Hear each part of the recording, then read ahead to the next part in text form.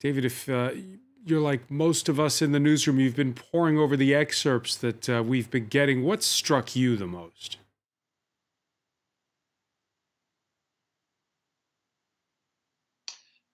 I think a general portrait of total disarray in the White House, and a word that leaps out, I think attributed to Chief of Staff John Kelly, is crazy town.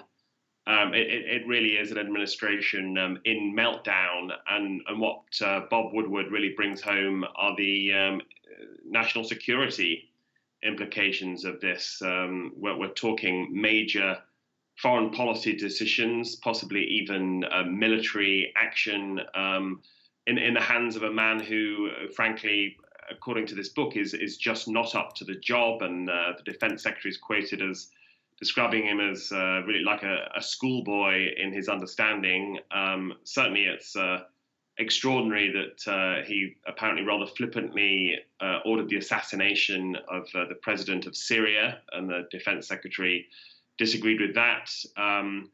Also striking that he allegedly called his Attorney General, Jeff Sessions, mentally retarded, and mocked his Southern accent. And there's been some pushback in the US today from Southern senators, including Republicans, who so they're quite proud of their accent and heritage, and note that without votes in the South, Donald Trump would not have been president. So it's another devastating blow to the president's credibility. Another devastating blow, because back in January we had Michael Wolff's Fire and Fury book. As you're saying, it's those national security implications that make this book different.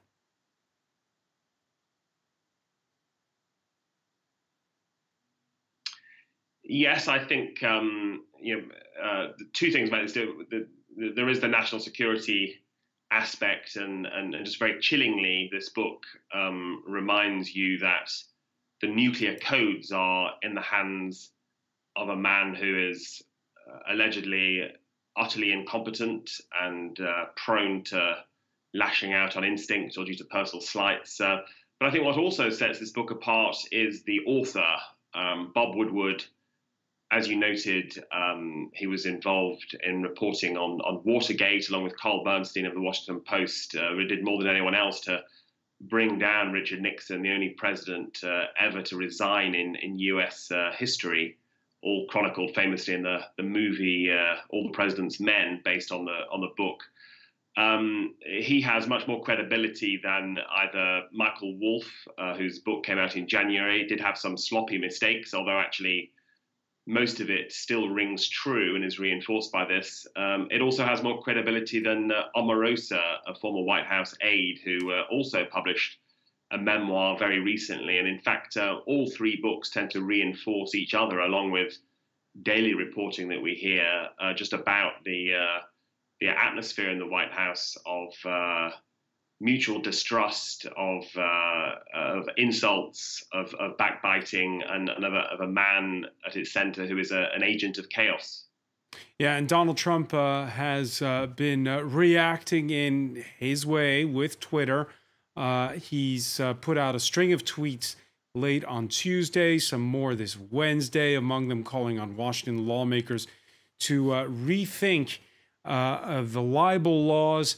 And he also tweeted, "Almost everyone agrees that my administration has done more in less than 2 years than any other administration in the history of our country. I'm tough as hell on people, and if I weren't, nothing would get done.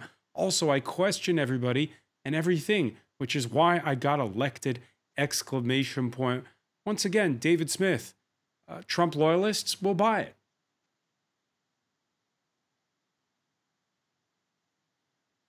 I think so, yes. In addition to all those tweets, in the phone conversation he had with Bob Woodward, he made claims about being the greatest president in history and doing more than anyone else. And yes, there's been this Twitter stream claiming the book is the opposite of truth, questioning is Bob Woodward a Democratic agent, when in fact he's a very distinguished journalist that even Republicans have said he's always hard but fair. However, I think indeed, in terms of the country at large, yet again, as we seem to say every week, this will play along partisan lines, and Democrats, liberals, people in New York and Los Angeles and Washington will certainly seize on this book and use it as a cudgel against Trump and to criticize him. But frankly, in many of the Trump heartlands, the places that voted for him overwhelmingly, I think this will be regarded as a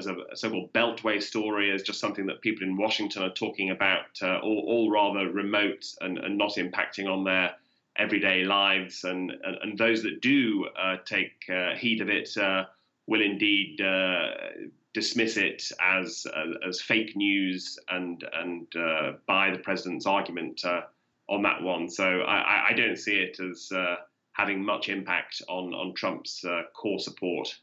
David Smith of The Guardian, many thanks for joining us.